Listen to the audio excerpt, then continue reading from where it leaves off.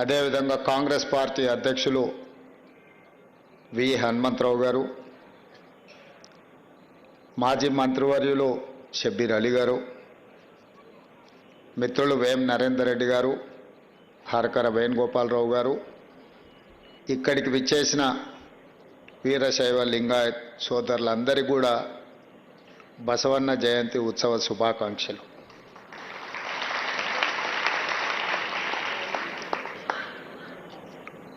బసవన్న సామాజిక చైతన్యం కలిగించిన సంఘ సంస్కర్తనే కాదు, సమాజంలో అనేక మార్పులకు పునాదులు వేసి 12వ శతాబ్దంలోనే ప్రపంచ పరిజ్ఞానాన్ని అందిపుచ్చుకొని సమాజంలో రావలసిన మార్పులను ఏ విధంగా తీసుకురావాలన్న ఆలోచన ఈ సమాజానికి అందించిన గొప్ప విప్లవకారుడు. విప్లవకారుడు అంటే తుపాకీ పట్టుకుంటేనే విప్లవకారుడు కాదు, సమాజంలో ఒక రాడికల్ చేంజ్ కోసం ప్రయత్నం చేసేవాళ్ళు ఎవరైనా విప్లవకారులే.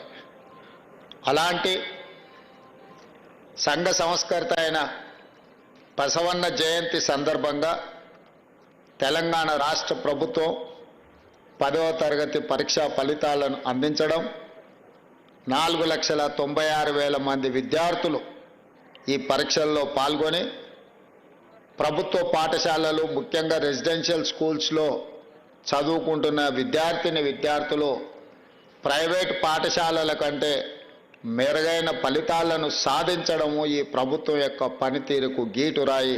మనస్ఫూర్తిగా సిబ్బందిని, విద్యార్థులను నేను అభినందిస్తున్నా. మా ప్రభుత్వం ఏర్పడిన నాటి నుంచి ఈ దేశ భవిష్యత్తు తరగతి గదుల్లోనే ఉంది.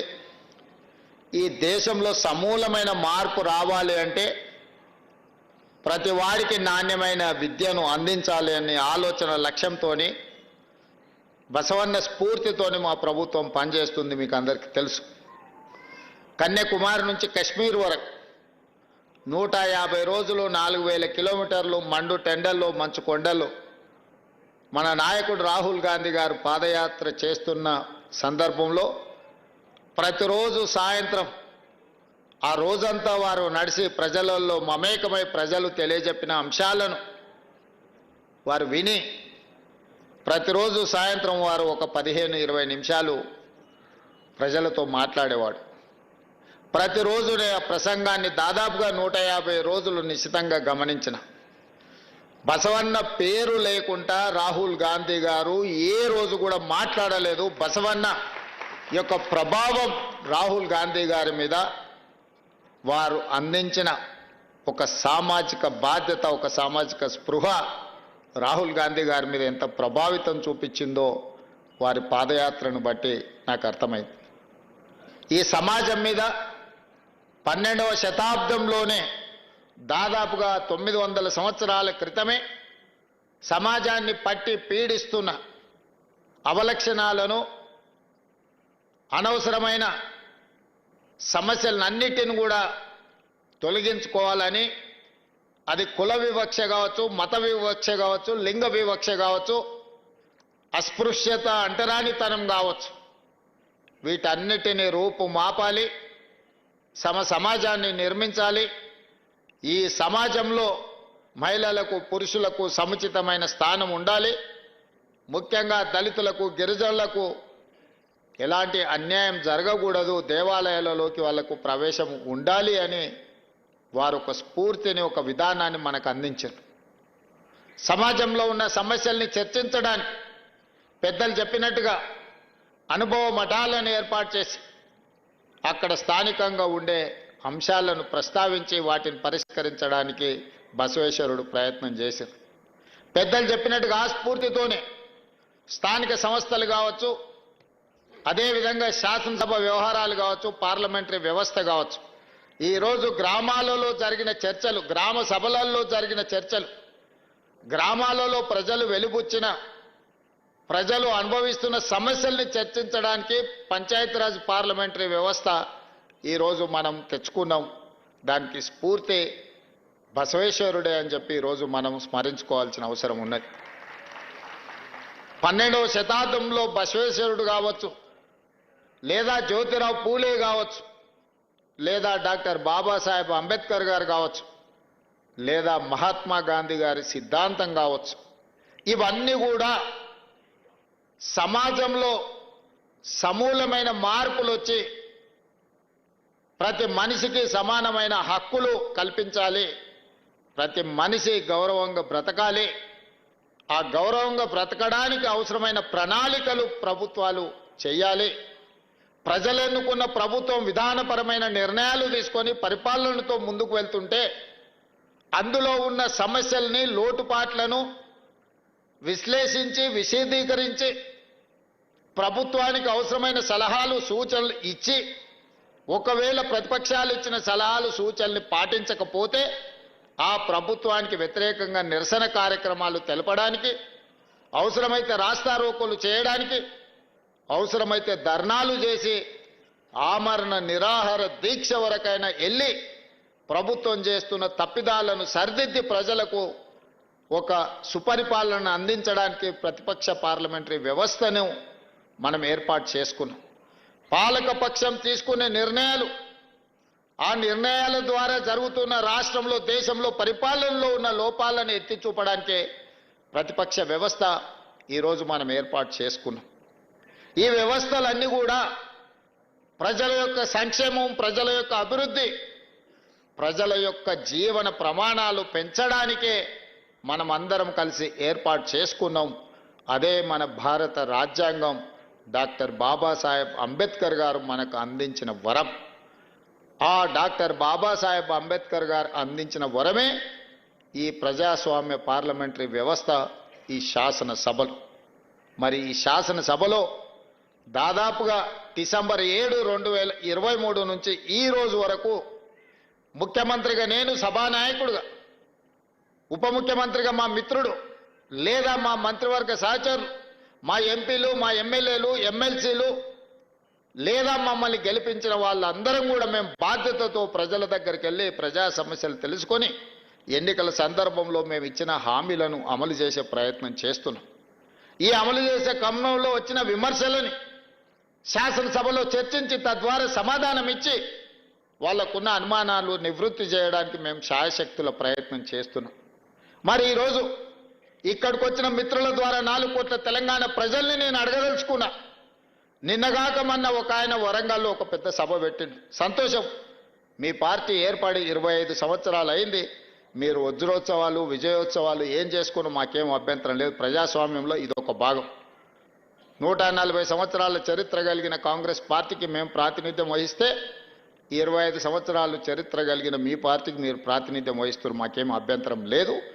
మీరు విజయోత్సవం సభలు ఏర్పాటు చేసుకుంటాం అంటే మంత్రి పొన్నం ప్రభాకర్ గారిని పిలిచి ఎన్ని వందల బస్సులు అడిగినా అన్ని వందల బస్సులు వాళ్ళకి ఇవ్వండి, వాళ్ళక్కడ సభ ఏర్పాటు చేసుకొనివ్వండి, వాళ్ళకు అవసరమైన అన్ని వెసులుబాట్లు కల్పించండి అని చెప్పి ఆర్టీసీ అధికారులనే కాదు, పోలీసు అధికారులను, అక్కడుండే మున్సిపల్ అధికారులను, కలెక్టర్లకు అందరికి కూడా నేను సమీక్ష చేసి ఆదేశాలు ఇచ్చిన. ఎందుకంటే ప్రజాస్వామ్యంలో పాలకపక్షమే కాదు ప్రతిపక్షం కూడా బలంగా ఉండాలి. ప్రతిపక్షం ప్రజా సమస్యల్ని ప్రస్తావించాలి. వారు ప్రస్తావించిన ప్రజా సమస్యల్ని మేము పరిష్కరించడానికి వీలవుతుంది, పరిష్కరించాలన్న చిత్తశుద్ధితోని వారు సభ నడుపుకోవడానికి సంపూర్ణంగా ఈ రాష్ట్ర ప్రభుత్వం సహకరించిందన్న మాట నిజం కాదా?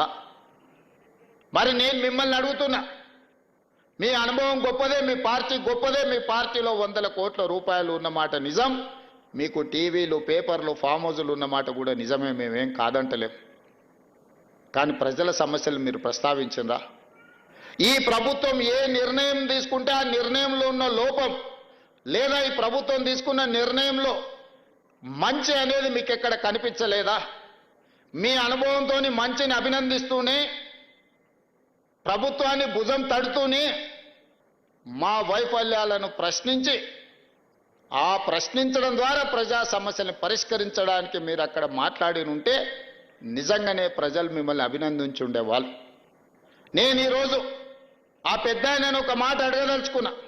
ఎక్కడైనా ఎవరైనా ప్రభుత్వ ఉద్యోగిగా ప్రభుత్వం నుంచి జీత భత్యాలు తీసుకొని దాదాపుగా 16 నెలల నుంచి ఇంట్లో నుంచి కాలు కదపకుండా జీత భత్యాలతో సహా అన్ని వసతులను మీరు అనుభవిస్తున్నారు కదా, ఇది ఏ చట్టంలో ఉందని నేను అడుగుతున్నా. ఏ చట్టంలో ఉంది? ప్రభుత్వం నుంచి జీత భత్యాలు తీసుకున్న వాళ్ళు మేము విధులను నిర్వర్తించము. బసవేశ్వరుడే చెప్పిండు కదా, కష్టపడాలి, కష్టమే ఫలితాలను ఇస్తుంది, మనిషి అనేవాడు ప్రజల కోసం శ్రమించాలి అని. మరి మీరెందుకు ప్రతిపక్ష నాయకుడిగా హోదా తీసుకున్నారు? ఇప్పటి వరకు 65 లక్షల రూపాయల జీతం తీసుకున్నారు, బంగ్లా తీసుకున్నారు, కారు తీసుకున్నారు, వసతులు తీసుకున్నారు. పోలీసుల పహారా మీకు కల్పించడం ప్రధాన ప్రతిపక్ష నాయకుడిగా, మాజీ ముఖ్యమంత్రిగా అన్ని వసతులను అనుభవించకుండా ప్రతిపక్ష నాయకుడు పాత్ర పోషించకుండా మీరు ఫామ్ హౌస్లో ఎందుకు పడుకుంటున్నారని 4 కోట్ల తెలంగాణ ప్రజలు అడుగుతున్నారు. సమాధానం చెప్పాల్సిన బాధ్యత మీకు లేదా? ఆయన అంటే నేను రాను అసెంబ్లీలకు, మా పిల్లల్ని పంపించిన అంటాడు. నేను ఆయన అడుగుతున్నా, పిల్లల్ని పంపించడానికైతే మీరెందుకు ప్రతిపక్ష నాయకుడిగా ఉండాలి? మీరెందుకు పార్టీ అధ్యక్షుడిగా ఉండాలి? మీరెవరు? సభకు రాని ప్రతిపక్ష నాయకుడు మమ్మల్ని ప్రశ్నించే నైతిక హక్కు మీకున్నదా? మీ నైతిక హక్కు లేనప్పుడు మీకు మమ్మల్ని ప్రశ్నించే అధికారం ఎవరిచ్చిండ్రు అని నేను అడుగుతున్నా. ఈరోజు నేను వారిని సూటిగా అడుగుతున్నా, అధికారం ఉంటేనే, ఆదాయం వస్తేనే మీరు పనిచేస్తారా? అడ్డగోలుగా కొల్లగొడితేనే మీ అధికారం ఉన్నట్లనా? మీకు ప్రజలు కష్టాలలో ఒకవేళ ఉంటే ప్రజల దగ్గరికి ఎందుకు వెళ్తలేరు? మా దగ్గరికి రాలే, అసెంబ్లీకి రాలేదు, మమ్మల్ని ప్రశ్నించడానికి, మా కళ్ళల్లో చూడడానికి నీకేదైనా భయం ఉంటే మరి నిన్ను ప్రతిపక్ష హోదా ఇచ్చిన ప్రజల దగ్గరికి మీరు ఎందుకు వెళ్తలేరని నేను వారిని అడుగుతున్నా. ఫామ్ హౌస్లో పడుకొని మీరు ఏం సందేశాన్ని ఇవ్వదలుచుకున్నారు రాబోయే తరాలకని నేను అడుగుతున్నా.